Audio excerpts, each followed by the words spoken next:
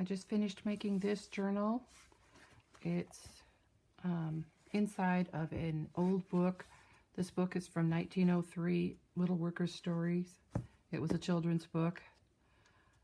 I just loved the cover art, and even though it was pretty worn, I did some gluing and repairing to try to hold it together.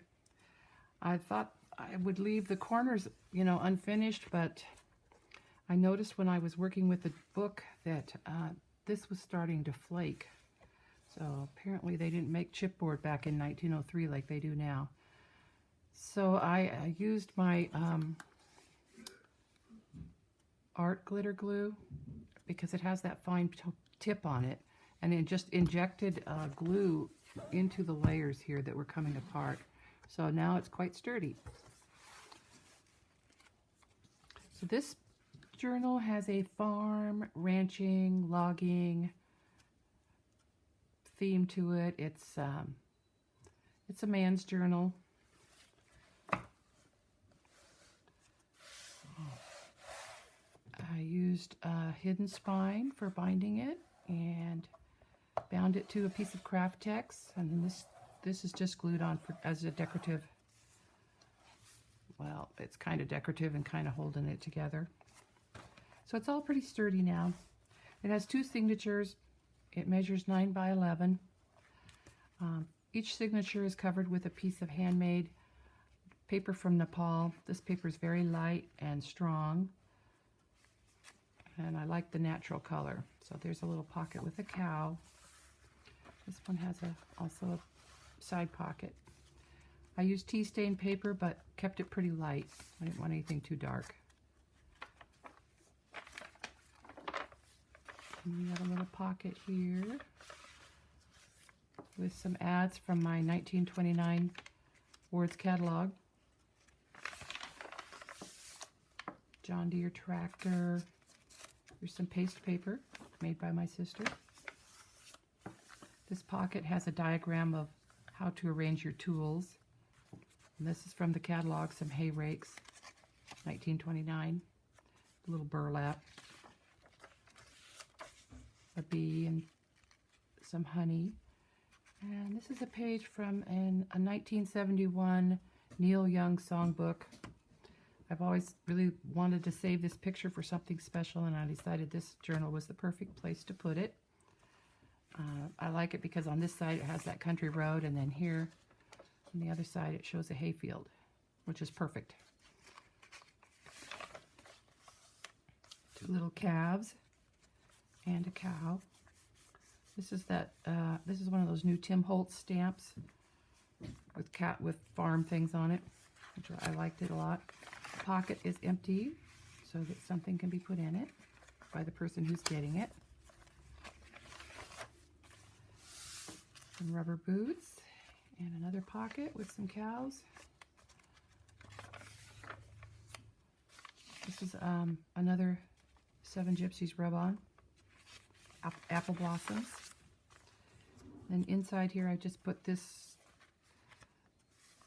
little extra piece of Tim Holtz paper with a barn being built and framing a building, and then tools that you would use, and a picker for the orchard, a fruit picker.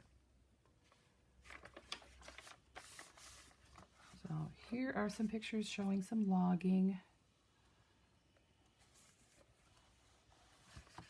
This is also a pocket.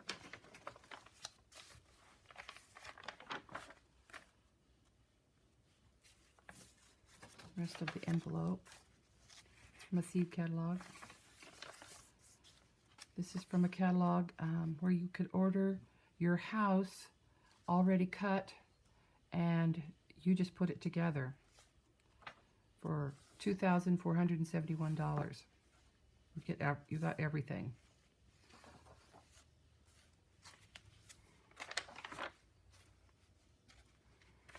Just a few clusters here. Pages weren't quite, the paper I had wasn't quite big enough, so I stitched paper on in a few places just to make it bigger.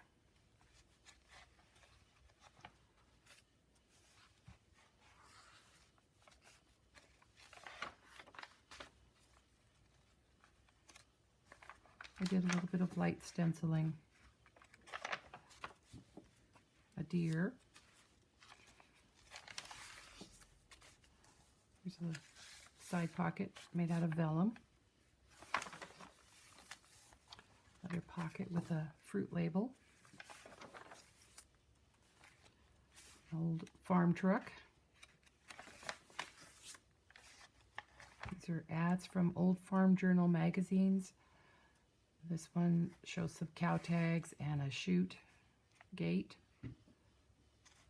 for cattle.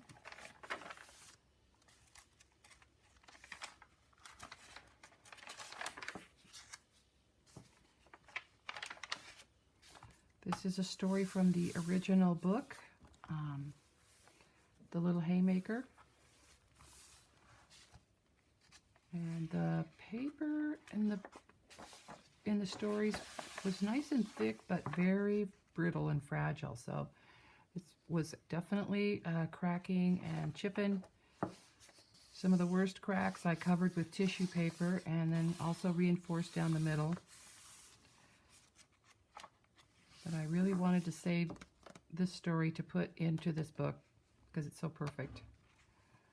This right here, there was a whole corner of the page missing, so I stitched that on and then just put some tissue paper on the back. So that's in pretty good shape right now. Some old fruit labels. Lots of writing space and space for the person who's getting this to put her own things in it, pictures, and she can put pictures in the pockets. Lots of writing space. There's some more of those Seven Gypsies rub-ons.